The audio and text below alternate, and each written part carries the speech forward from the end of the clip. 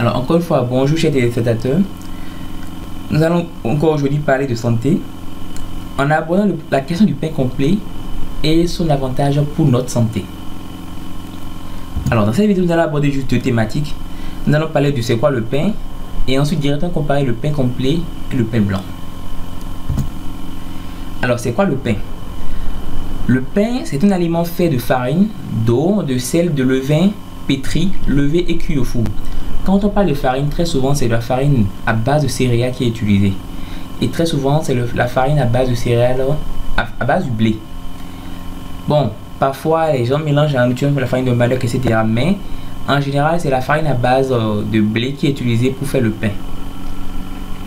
Alors le pain complet c'est quoi? C'est un pain qui est fabriqué à partir de farine complète.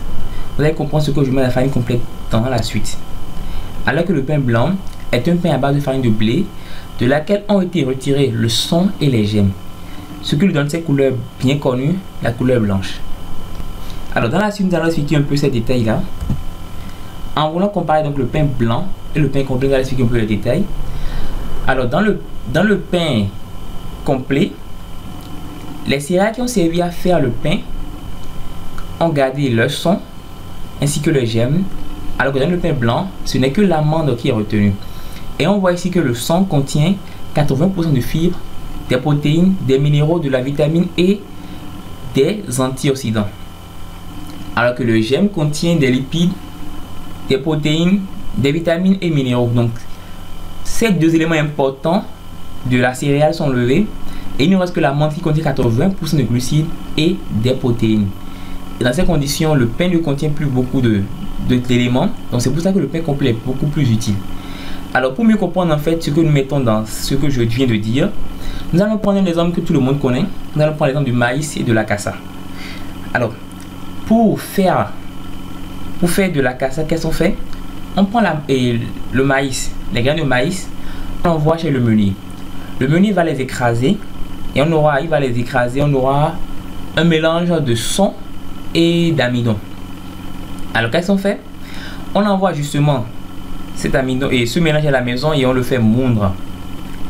Et après l'avoir justement fait subir la transformation que nous connaissons déjà, on sépare justement le son de l'amidon. Et c'est cet amidon qui va servir à préparer de la cassa. Et le son qui est séparé, qui est enlevé, qu'est-ce qu'on fait très souvent? On le donne aux animaux, on le donne aux moutons par exemple. Et vous allez remarquer que très souvent les moutons qui sont nourris au son du maïs sont des animaux qui sont très souvent en bonne santé, qui grossissent très bien. Alors que la cassa, nous le connaissons tous comme tout pain de la cassa, c'est juste, ça contient beaucoup d'amidon, donc du sucre, des glucoses, qui sont rapidement métabolisés par le corps, et ensuite on pisse. Et quand on pisse, on a vidé tout ce qu'on a mangé déjà. Ça n'apporte pas beaucoup trop d'énergie par rapport au truc là. Alors par opposition à la cassa, on prend le même maïs qu'on va écraser au moulin. Cette fois-ci, on va l'écraser jusqu'à en faire une farine. Et cette farine, maintenant, est utilisée pour préparer de la pâte. Ainsi donc, si on va le comparer de façon terre à terre dans le contexte africain, c'est comme si nous prenons de la pâte et de la cassa. Donc, le pain complet serait l'équivalent de la pâte si on veut le mettre un peu dans le contexte que nous connaissons déjà tous. Alors que le pain blanc serait de la cassa. Dans tous les cas, on voit quand même que les aliments qui donnent le son du maïs prennent bien du poids, ce qui veut dire que ce son est véritablement riche en protéines, en sels minéraux, en vitamines, en antioxydants que ce que nous pensons réellement. Du coup, prendre du pain blanc, c'est donc comme prendre de la cassa, alors que prendre du pain complet, c'est donc comme prendre de la pâte qui est beaucoup plus riche.